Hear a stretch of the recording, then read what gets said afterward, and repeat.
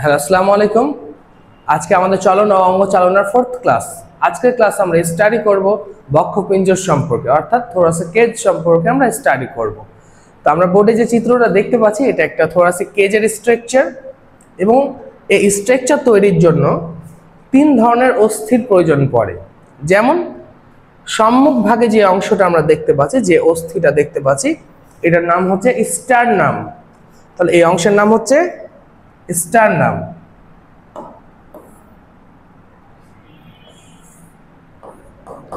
মাঝ বরাবর অস্থিটার নাম হচ্ছে স্টারনাম, এবং স্টারনাম থেকে আমরা দেখতে পাচ্ছি কিছু অস্থি ডান দিক হয়ে মেরুদণ্ডের দিকে গমন করছে এবং বাম দিক হয়ে মেরুদণ্ডের দিকে গমন করছে। এই অস্থিগুলোকে আমরা বলি পরশুকা, বা আমরা বলতে পারি রিব।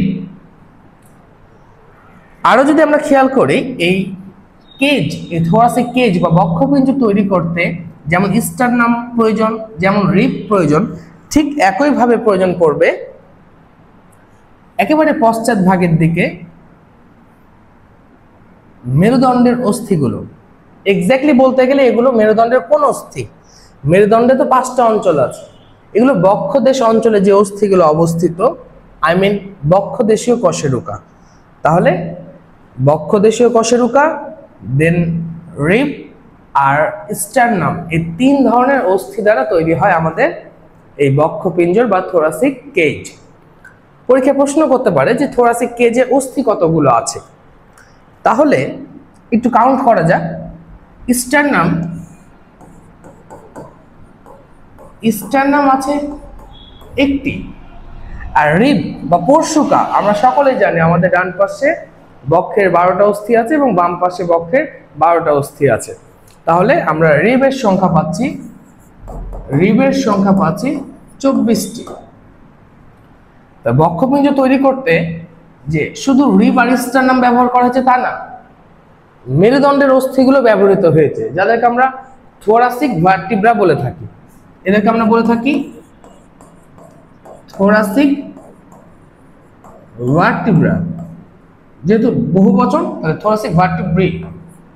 এগুলোর সংখ্যা হচ্ছে আবার 12টি। কিন্তু মজার বিষয় হলো, যখন আমরা বক্ষপিঞ্জরের অস্থি কাউন্ট করব, তখন আমরা স্টারনাম আর রিবকে কাউন্ট করব। অর্থাৎ আমরা বলবো বক্ষপিঞ্জরের অস্থির সংখ্যা হচ্ছে 25টি। থোরাসিক ভার্টিব্রাকে এর মধ্যে আমরা গণনা করব না। কেন গণনা করব না? কারণ থোরাসিক ভার্টিব্রা বা যেটা বক্ষদেশীয় কশেরুকা, এটা আমরা অলরেডি গণনা করে ফেলেছি মেরুদণ্ড পড়ার সময়। এই জন্য বক্ষপিঞ্জ তৈরিতে থোরাসিক ভার্টিব্রা ব্যবহৃত হয়, কিন্তু একে অস্থি হিসেবে কাউন্ট করা হয় না। ধরা হয় বক্ষপিঞ্জরে অস্থির সংখ্যা হচ্ছে 25টা। আশা করি তোমরা এই কনসেপ্টটা ধরতে পেরেছো। তো নেক্সট আমরা দেখি স্টারনাম সম্পর্কে আমরা ডিটেইল স্টাডি করব। আমরা তো সংখ্যা সম্পর্কে জানলাম যে বক্ষপিঞ্জরের অস্থি সংখ্যা হচ্ছে 25টা, কিন্তু এখানে অস্থি ব্যবহৃত হয়েছে 3 ধরনের, একটা স্টারনাম, একটা হচ্ছে রিব, আর একটা হচ্ছে থোরাসিক ভার্টিব্রি। আশা করি এইটুকু কনসেপ্ট ক্লিয়ার। তো এখন শুধু আমরা এই স্টারনাম সম্পর্কে যদি স্টাডি করি, তো এই স্টারনামে 3টা পার্ট আছে। 3টা পার্ট। এই যে উপরের দিকে একটা ত্রিকোণাকার আমরা পার্ট দেখতে পাচ্ছি, এই অংশটার নাম হচ্ছে ম্যানোব্রিয়াম।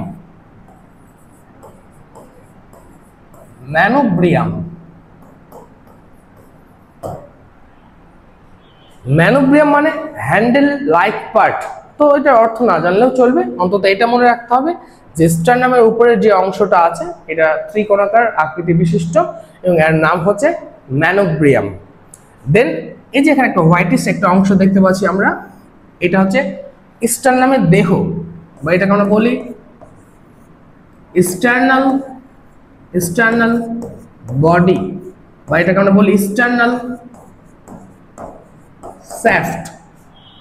এবং ফাইনালি এই নিচের অংশ আমরা একটা গঠন দেখতে পাচ্ছি, যে এই অংশটার নাম হচ্ছে, এই যে ধারালো একটা অংশ আছে, সূচালো একটা অংশ আছে, এবং মনে হচ্ছে এটা দ্বিখণ্ডিত। এই অংশটার নাম হচ্ছে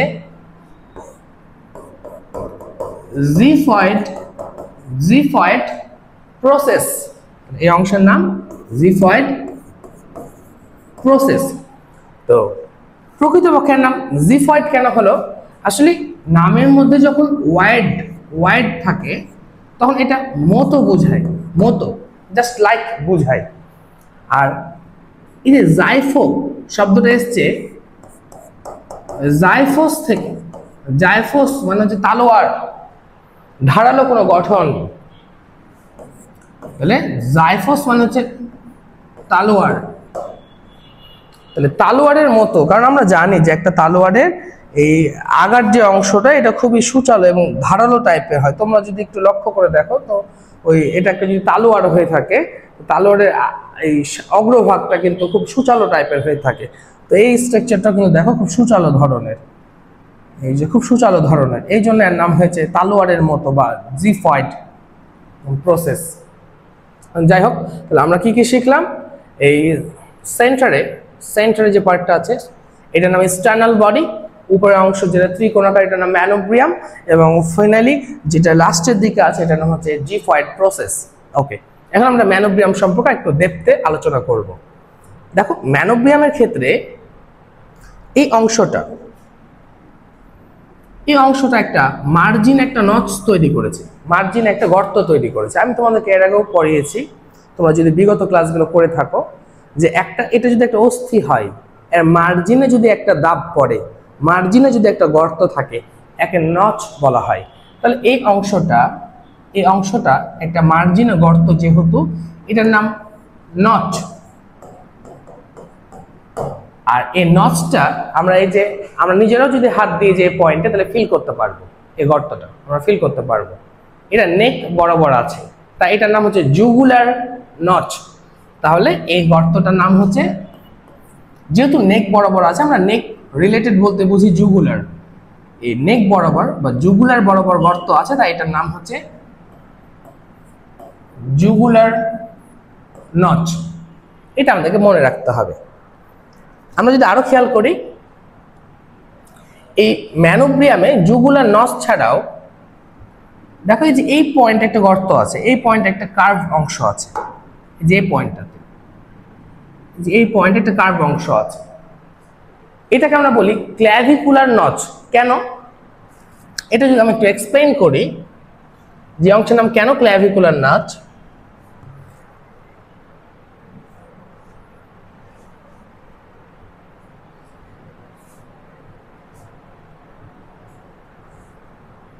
ওয়েট,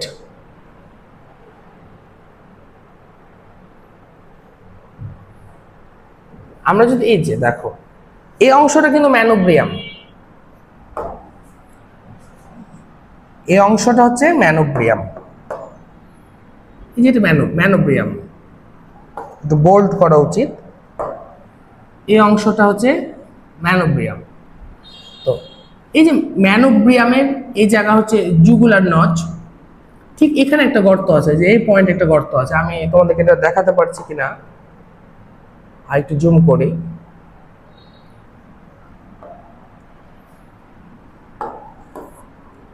এই যে এই পয়েন্টে একটা গর্ত আছে,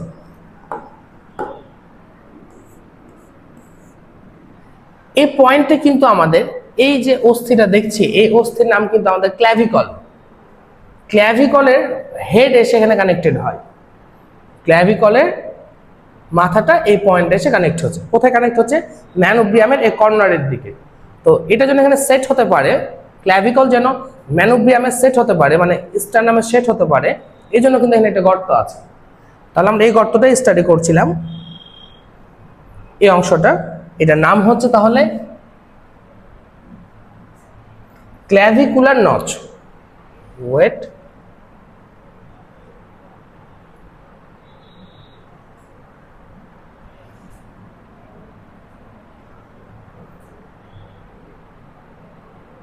ইয়েস। তো আমরা এই যে পড়ছিলাম স্টার্নাম সম্পর্কে।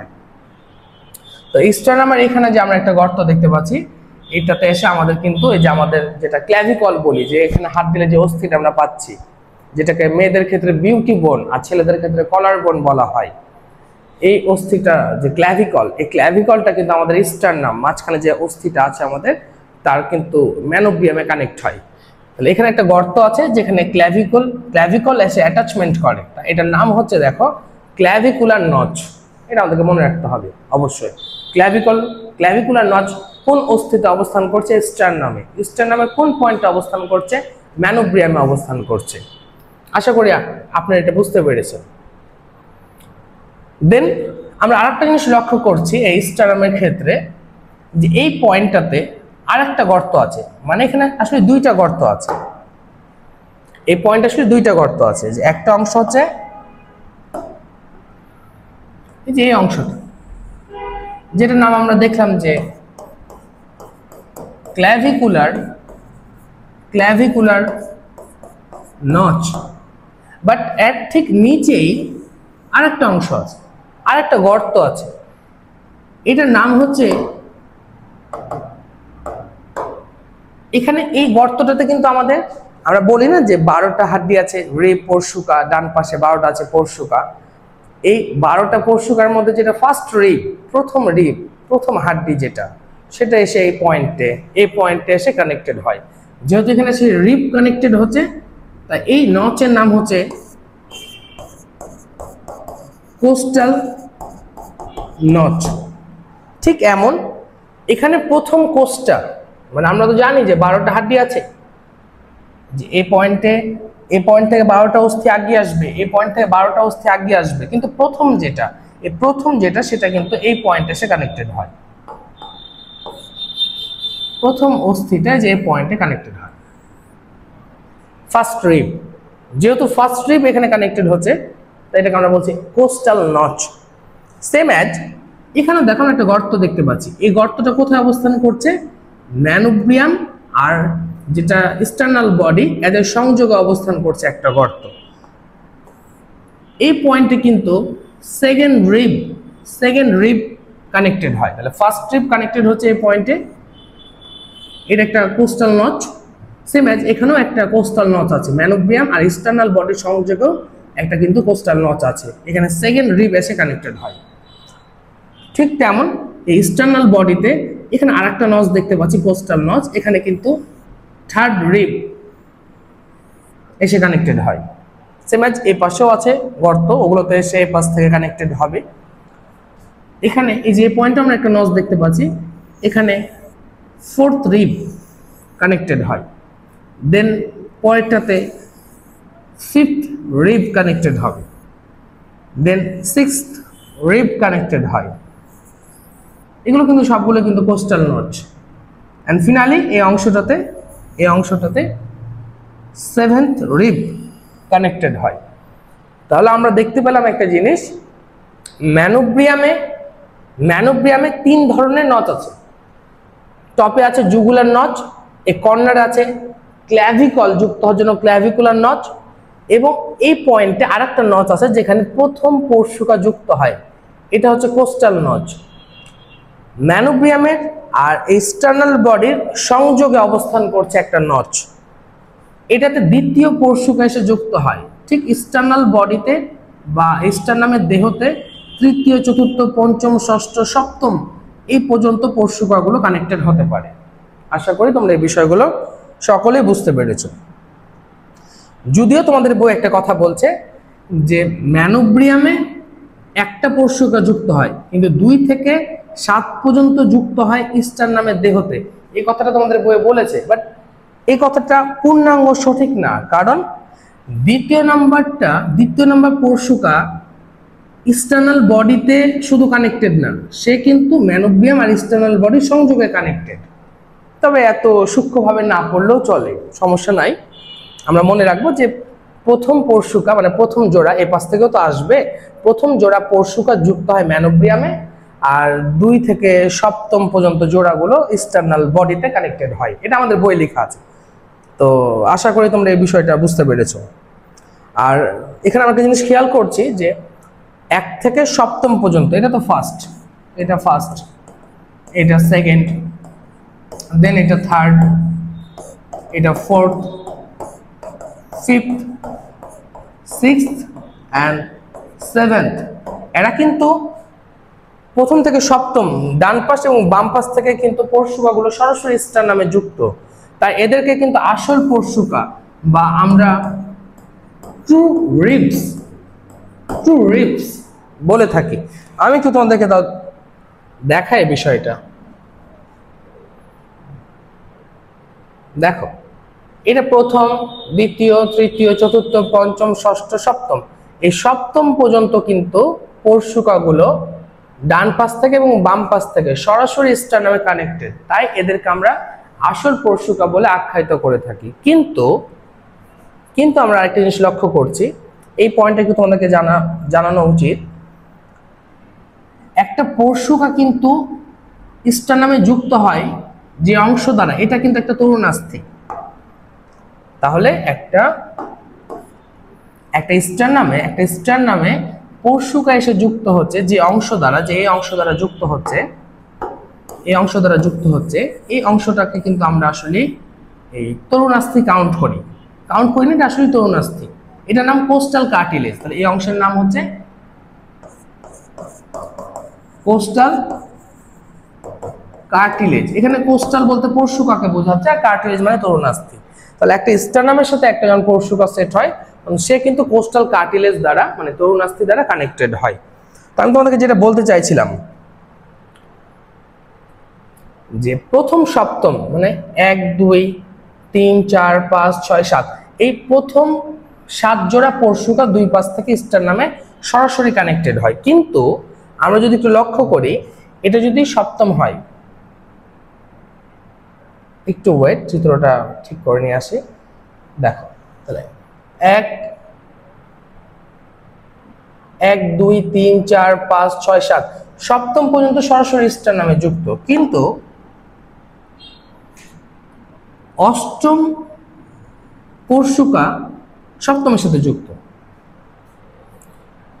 নবম পরশুকা কিন্তু যুক্ত হচ্ছে দেখো অষ্টমের সাথে, এবং দশম পরশুকা যুক্ত হচ্ছে কিন্তু আমরা দেখতে পাচ্ছি নবমের সাথে। তাহলে এরা কিন্তু সরাসরি স্টারনামে কানেক্ট হচ্ছে না। অষ্টম, নবম, দশম এরা সবাই মিলে একত্রিত হয়ে অষ্টম, নবম, দশম সবাই একত্রিত হয়ে সপ্তমের সাথে কানেক্ট হয়, সপ্তম দেন কানেক্ট হয় স্টারনামের সাথে। এই জন্য যেহেতু 1 থেকে সপ্তম পর্যন্ত সরাসরি স্টারনামে যুক্ত হয়, তাই এদেরকে আমরা আসল পরশুকা বলে এসেছি। এ পর্যন্ত হচ্ছে ট্রু রিপস, বাট অষ্টম, নবম, দশম এরা কিন্তু সরাসরি স্টারনামে কানেক্ট হচ্ছে না, এরা সবাই মিলে একটা পয়েন্ট তৈরি করছে, এই পয়েন্টটা সপ্তমের থ্রুতে গিয়ে স্টারনামে কানেক্ট হচ্ছে, তাই এদেরকে আমরা ফলস রিপ, তাহলে এদেরকে আমরা বলতে পারি ফলস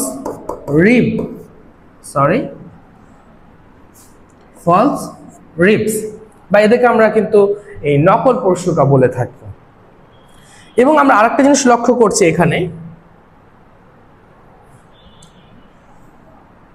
আরেকটা জিনিস যদি আমরা এখানে লক্ষ্য করি, এটা তো দশম, তারপরে আছে 11তম এবং 12তম। 11 আর 12 এরা কিন্তু দেখো মেরুদণ্ড থেকে বের হয়ে আসছে ঠিকই, কিন্তু এরা কিন্তু কোনো কিছুর সাথে কানেক্টেড নয়, এরা মাংসপেশিতে হয়ে থাকে, উন্মুক্ত হয়ে থাকে। অর্থাৎ আমি ধরছিলাম যে এটা হচ্ছে মেরুদণ্ড, এটা মেরুদণ্ডের পয়েন্ট, এখান থেকে পার্টস গুলো বের হয়ে আসছে, 11তম বের হয়ে আসছে এবং ধরো 12তম বের হয়ে আসছে। এরা বের হয়ে আসে সামনে কোথাও বা উপরে কোথাও যুক্ত হয় না, এরা যখন মেরুদণ্ড থেকে বের হয়ে আসে ওপেন স্পেসে থাকে, মাংসপেশিতে উন্মুক্ত থাকে, তাই 11 আর 12তমকে এই ভাসমান পরশুকা বলা হয়। 11 আর 12তম পরশুকাকে আমরা বলি 11 আর 12তম পরশুকাকে আমরা ফ্লোটিং রিপস বা ভাসমান পরশুকা বলি। তাহলে আমরা কি কি শিখলাম এটা একটু আমি নোট করে দিই তোমাদেরকে।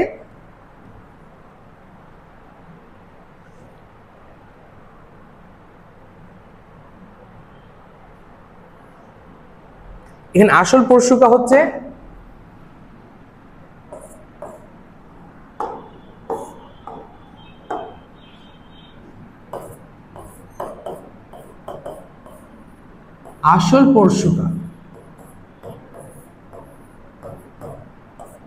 প্রথম 7 জোড়া, মানে 1 থেকে সপ্তম জোড়া পর্যন্ত, এগুলো আসল পরশুকা।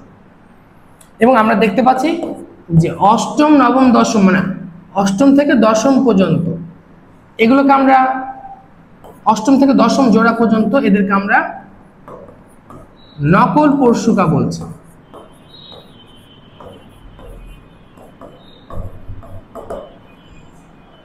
এবং আমরা যদি আরেকটা জিনিস লক্ষ্য করি, এই যে অষ্টম নবম দশম এরা কিন্তু একটা বাঁক তৈরি করছে, যে একটা বাঁক তৈরি করছে, যে বাঁক, যে আমরা এই পাশে আরো ক্লিয়ার হতে পারবো। এই যে অষ্টম নবম দশম এরা কিন্তু একটা বাঁকের মতো একটা গঠন তৈরি করছে, মানে ব্যাকরণ একটা অংশ তৈরি করছে। এই বাঁকানো অংশকে কিন্তু কোস্টাল আর্চ বলা হয়। তাহলে এই বাঁকানো অংশটাকে আমরা বলি কোস্টাল আর্চ। পরীক্ষা যদি প্রশ্ন করে কোস্টাল আর্চ কোন পরশুকা তৈরি করে, আমাদের অ্যান্সার হবে অষ্টম নবম দশম। এই তথ্যটা কিন্তু খুব ইম্পর্টেন্ট। দেন আমরা দশমের পর 11 আর 12তম যে পরশুকা আছে এগুলো কিন্তু মাংসপেশিতে হাও হয়ে আছে, উন্মুক্ত হয়ে আছে, এদেরকে আমরা ভাসমান পরশুকা বলি। তাহলে এটা হচ্ছে 11তম এবং তারপরে আছে 12তম, এদেরকে আমরা 11 এবং 12তম জোড়াকে আমরা বলে থাকি ফ্লোটিং রিপস, বা এটাকে আমরা বলি ভাসমান পরশুকা। তাহলে আমাদেরকে সংখ্যাগতভাবে এই তথ্যগুলো মনে রাখতে হবে, যে কোনটা আসল পরশুকা, কোনটা নকল এবং কোনটা ভাসমান। এবং এখানে আরেকটা বিষয় অবশ্যই মনে রাখতে হবে যে অষ্টম নবম দশম এরা কিন্তু একটা কোস্টাল আর্চ মানে ধনুকের মতো বাঁকা একটা অংশ ক্রিয়েট করে। আশা করি তোমরা এই টপিকটা 100% ক্লিয়ার হতে পেরেছো। এখন যদি আমরা একটু লক্ষ্য করি, আমরা এখন সাপোজ এই রিবটা সম্পর্কে, এই একটা পরশুকা বা একটা হাড্ডি সম্পর্কে আলোচনা করব। তো আমরা এই হাড্ডিটাকে বের করে আনছি। ওকে, তাহলে এটা একটা রিব।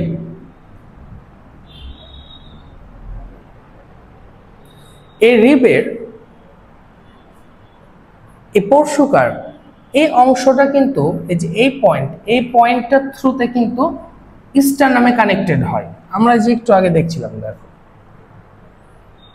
তাহলে যে এই পয়েন্টটার থ্রুতে স্টারনামে কানেক্টেড, বাট এটার কিন্তু একটা পশ্চাৎ ভাগ আছে, যে এটা কিন্তু পেছনে গিয়ে কিন্তু এই মেরুদণ্ডের সাথে বা বক্ষ দেশীয় কশেরুকার সাথে কিন্তু সংযুক্ত হয়। তো আমরা একটা হাড্ডি সম্পর্কে পড়তে চাইছিলাম। ওকে, এটা আমি এটা দিয়ে দেখেন,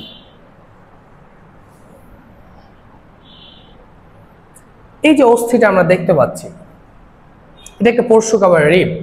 এর সম্মুখ ভাগ এই যে এই অংশটা আছে, যে এই অংশটাকে আমরা হেড বলে থাকি।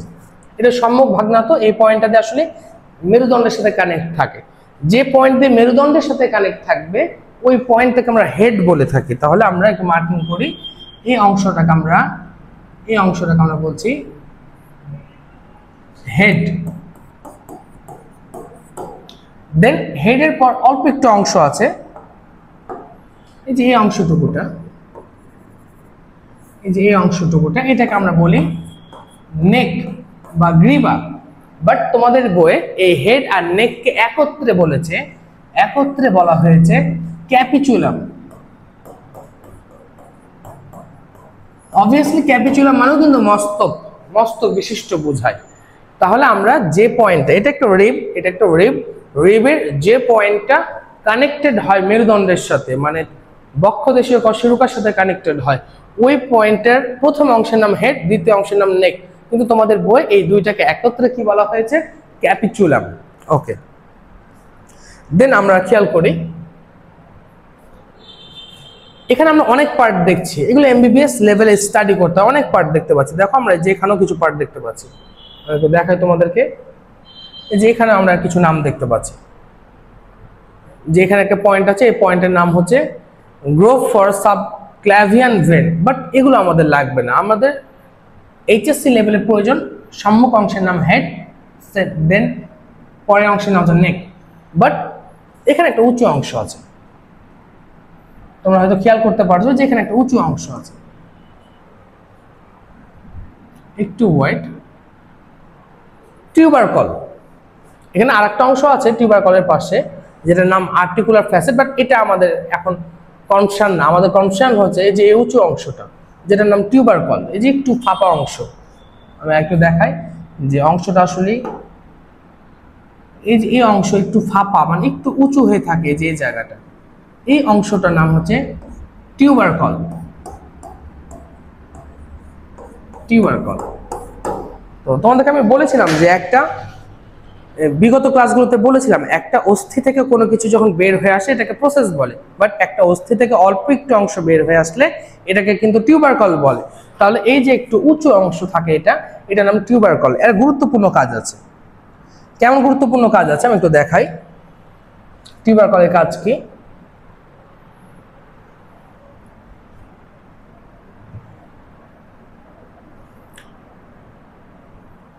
একটু ভালো করে খেয়াল করেন,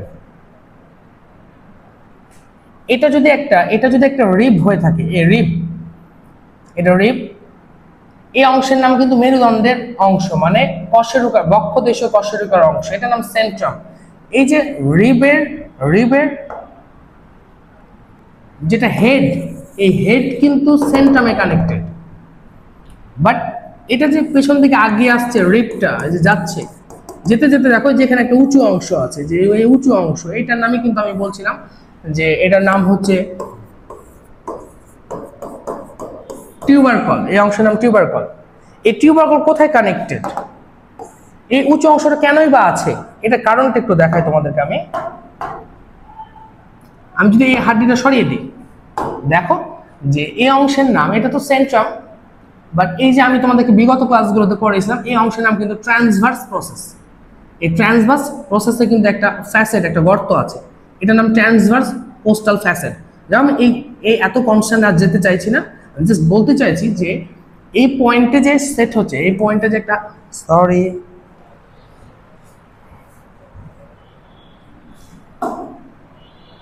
ওয়েট, আমি যেটা বলতে চাইছিলাম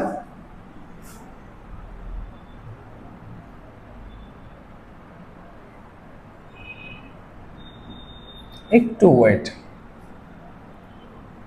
ইয়েস ঠিক আছে।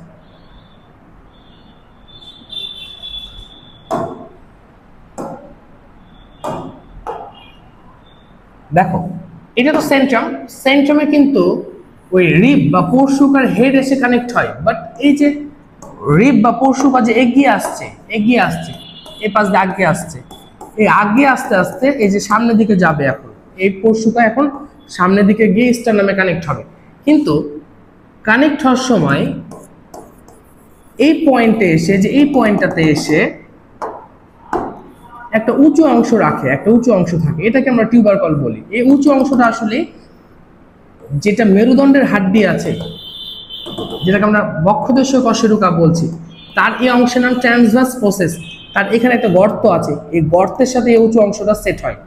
দেখো একটা হাড্ডি, আমাদের বুকের এই পাশে একটা হাড্ডি দুইটা পয়েন্টে আপাতত যুক্ত হচ্ছে মেরুদণ্ডের, পেছন দিকে গিয়ে ওরা সরাসরি যুক্ত হয় সেন্ট্রামে। কি দিয়ে যুক্ত হয়?